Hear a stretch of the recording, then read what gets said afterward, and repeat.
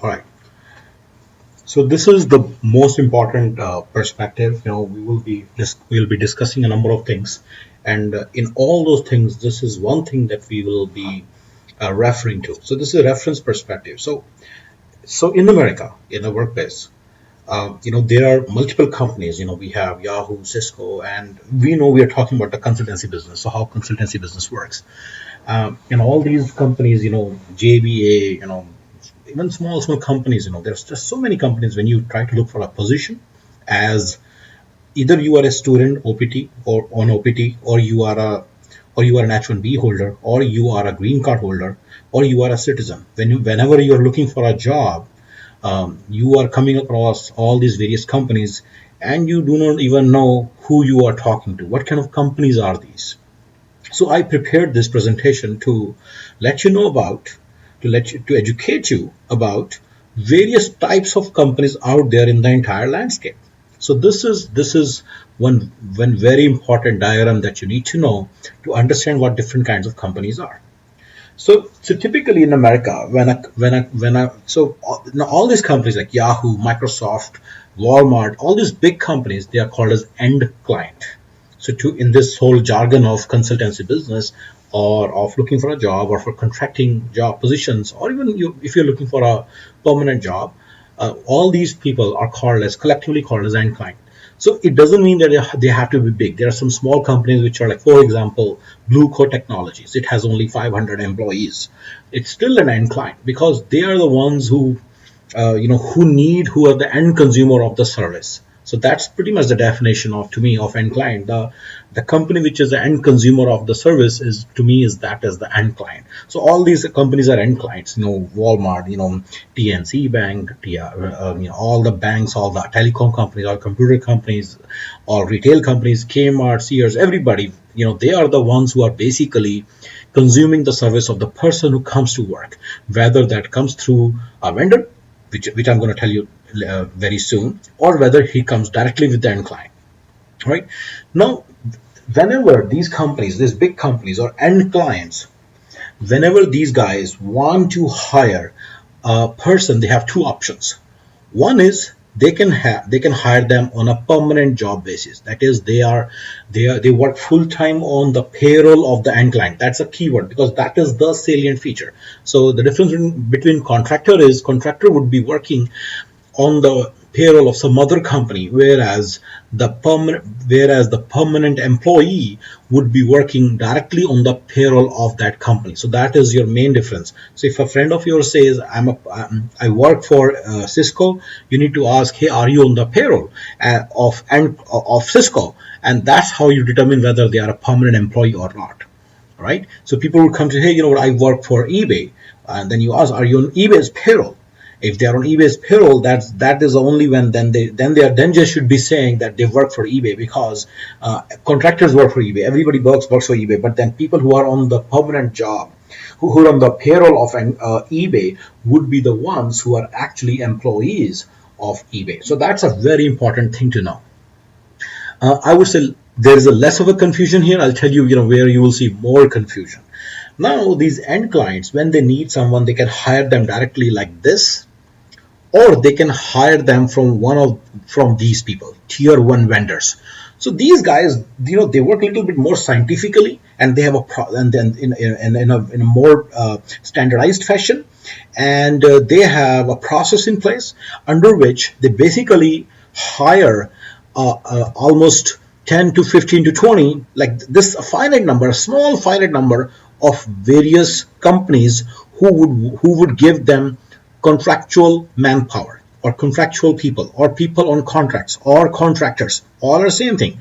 I'm simply trying to say they can either hire directly on their payroll and make them permanent employee of theirs, or they would hire someone through these vendors.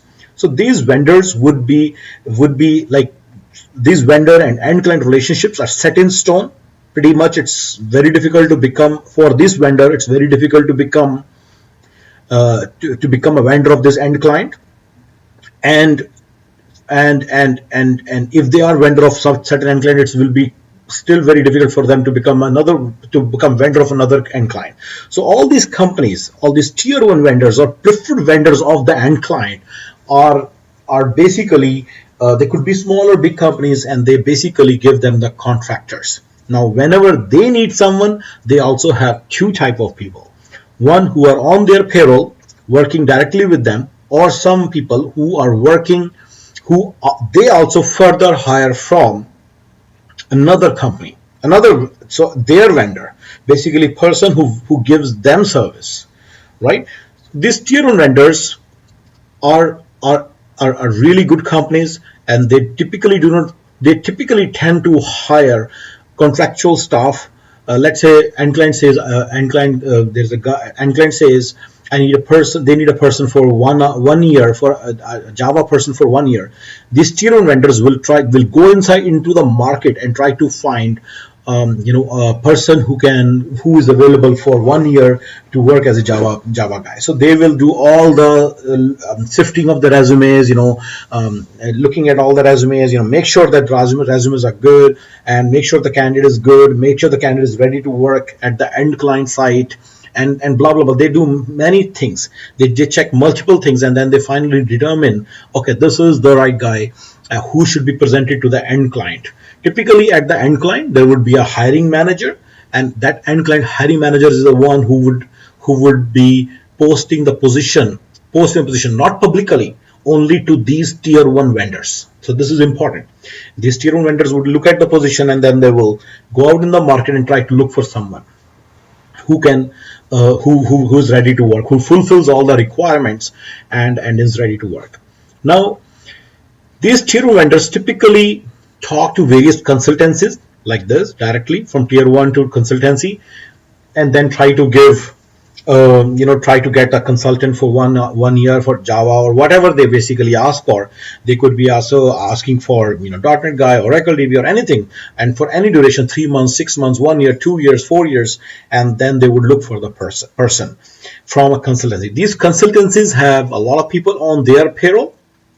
Okay, and they provide those candidates to these tier one vendors, and these tier one vendors give the resume to the end client. Okay, now, so this is pretty much the whole thing. These mid vendors, what are these mid vendors? These mid vendors are small companies. To me, they are the biggest cheat in the world. They are the ones who would basically position themselves. They'll tell that tier one vendor, hey, we'll get you some guy. They don't have any person on their own payroll, but they go to other companies and try to get the person and give it to them. So they're simply just acting as a middleman. Interesting thing to know is, if you are looking for a contract, you can never ever bypass these tier one vendors, because end client would not hire directly without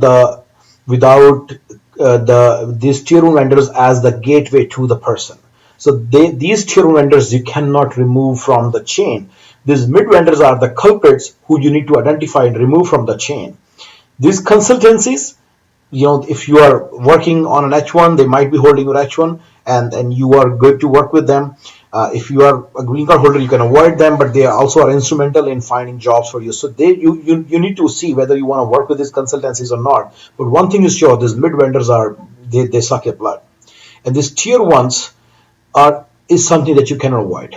Cisco would never hire you directly. It's a dream for you. You won't be able to ever work for Cisco directly on a contract basis. If Cisco hires you directly as a permanent employee, perfect, but not on a contract basis. You can never do that.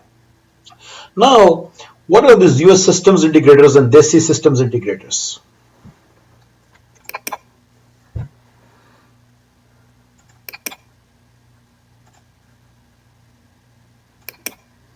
All right. Now, these Desi system integrators, their examples of these are TCS, Infosys, Birlasoft, Wipro, all these Desi system integrators. All these are Desi system integrators, and these guys, to me, differentiating factor is these guys pretty much approach the end client and tell them, hey, you know what? We will do this whole project for you. So why does end client need either a permanent employee or a contractor? They need someone because they need to get something done. So there's a project in place. So typically, in this arrangement of tier one vendor and everything, and the way Incline would do is they